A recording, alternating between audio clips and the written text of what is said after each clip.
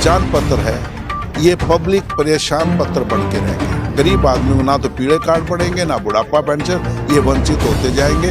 और 10 बार कर दिया उन्होंने, कोई उनका रेटिफिकेशन वेरिफिकेशन नहीं हो रहा। अब अप्लाई करते हो, वेरीफाई कर कौन रहा है? 450 से 1150 रुपये सिलेंडर दे के खड़े हैं, सब्सिडी नाम की कोई चीज़। और सरकार कहती है कि 28 मार्च को हम सरकारी खरीद करेंगे। किसान खड़े हैं, 28 मार्च को तो आधी से ज़्यादा की सरसों ही चली जाएगी।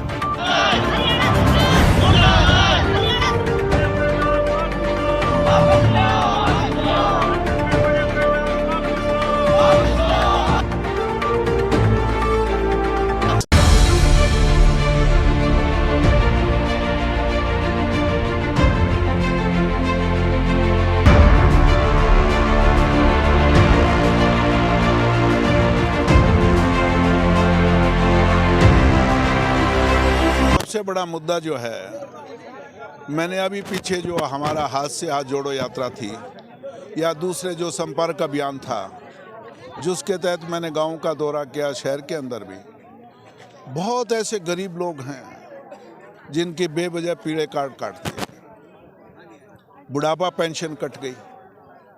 अब उनके बार बार परिवार पहचान पत्र का हवाला देके, कई परिवार पहचान पत्र में इनकम ज़्यादा दिखा रखे जितनी इनकम उनकी है नहीं।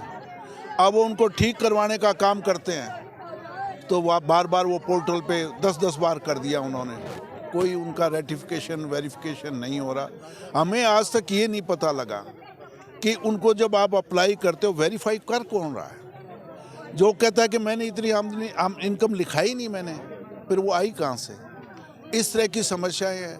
कहते हैं जी 9000 रुपये हमारा पीला कार्ड था, हमें सुविधा मिल रही थी, मेरा बिल 9000 रुपये का आ गया, बिजली का बिल, और वो कट गया।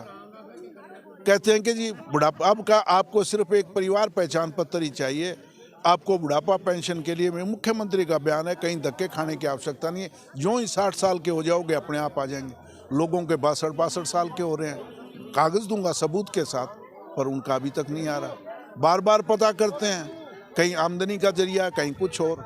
तो ये परेशानी पर तो मेरा कुल मिला के कहने का लबो लबाब ये है, ये जो परिवार पहचान पत्र है, ये पब्लिक परेशान पत्र बन के रह गया। और हम चाहते हैं कि सरकार कोई वैकल्पिक व्यवस्था ठीक ना हो तो इसको रद्द करने का काम करे, नहीं तो ये जनता, गरीब आदमी को ना तो पीले कार्ड बढ़ेंगे, ना बुढ़ापा पेंशन, ये वंचित होते जाएंगे। और एक समस्या हमारे सामने और आई, एक मेरे पास बेसहारा व्यक्ति आया कि कोरोना में मेरे माता पिता की मौत हो गई, मैं अकेला था, परिवार में और कोई है नहीं। अब मैंने नौकरी के लिए अप्लाई किया, पर नौकरी के अंदर मेरा वो जो पोर्टल है वो उठा नहीं रहा, कह के परिवार पहचान पत्र बनाओ। परिवार पहचान पत्र बनाने गया तो परिवार पहचान कहता है कि जी आपका परिवार ही नहीं है, तो परिवार पहचान पत्र बन ही नहीं सकता। तो मतलब कहने का, जो अकेला आदमी है, बहुत ऐसे लोग होंगे कोई हालात के हिसाब से जो बेसहारा हो गए, अब उनकी समस्या का कैसे हल करेंगे? तो इस तरह के जो मुद्दा है। दूसरा हमारा जो है कि गैस सिलेंडर, जिस उज्ज्वला के नाम से गरीबों को बेवकूफ़ बनाने का काम किया, आज हमने तो आज 2014 के करीबन जब सरदार मनमोहन सिंह जी ने 400 से 410 बढ़ाए तो इन्होंने हाय तौबा कर दी। आज 450 से 1150 रुपये सिलेंडर दे के खड़े हैं। सब्सिडी नाम की कोई चीज़ नहीं है सब्सिडी। तो ये चीज़ें, महंगाई है, कानूनी व्यवस्था है, हालात जो खराब है। जो मेन मुद्दा हमारा था कि जो परिवार पहचान पत्र है, फैमिली आईडी, इसको रद्द करके, ताकि लोगों को कटे हुए पीले कार्ड बने और बाकी जो कटी हुई जो बुजुर्ग बुढ़ापा पेंशन वो वापस मिले। और बाकी कुछ हमारे अहम फैसले भी हैं कि अगर कांग्रेस का राज आया तो हम पहली कलम में इस फैमिली आईडी को रद्द करेंगे, ताकि सारी समस्याएं अपने आप ठीक हो जाए। कटे हुए पीले कार्ड फिर बहाल करेंगे, और साथ के साथ जिनकी बुजुर्गों की बुढ़ापा पेंशन कट गई, उनको उसी दिन से लागू करके ब्याज समेत बकाया उनके खाते में डालने का काम करेंगे। 6000 रुपये हम बुढ़ापा पेंशन देंगे बुजुर्गों को, और 300 यूनिट बिजली जो मुफ्त देने का काम हम करेंगे। ये कुछ हमारे फैसले हैं, और मुझे पूरा भरोसा है कि जनता इस सरकार से तंग आई है और हालात बदलेंगे, कांग्रेस का राज आएगा। आज मैं एक नहीं 36 किसानों की क्या हालत कर दी। एक छोटा सा आपके सामने मैं आपके मार्फत ही सरकार को कहना चाहूँगा, सरसों की समर्थन मूल्य 5450 रुपये है। और आज सरसों बिक रही है क्या नाम 4700 4800 रुपये, और सरकार कहती है कि 28 मार्च को हम सरकारी खरीद करेंगे। किसान खड़े हैं 28 मार्च तो आधी से ज़्यादा की सरसों ही चली जाएगी।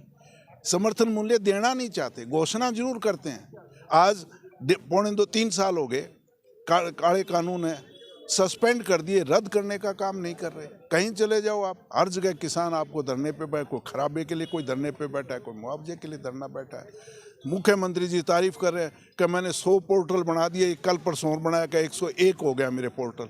मैं किसी उनके सरकारी अफसर से, किसी मंत्री से, किसी चीफ मिनिस्टर से, किसी एमएलए से, बीजेपी के सांसद से बैठ के 101 गिना तो दें कौन से पोर्टल हैं। और जो पोर्टल हैं वो खुलते भी नहीं हैं, लोग सारे पीड़ित हैं। मैं तो मोटा लबोलबाब कि उन्होंने इतने कागज़, हर आदमी को एक थैला पकड़ा दिया, हर आदमी ऑनलाइन की रसीद इतनी लिए फिर रहा है। इतने कागज़ तो शायद गांव के पटवारी के पास भी नहीं होंगे जितने आम आदमी पर लिए फिर रहा है। ये हालात है इस सरकार।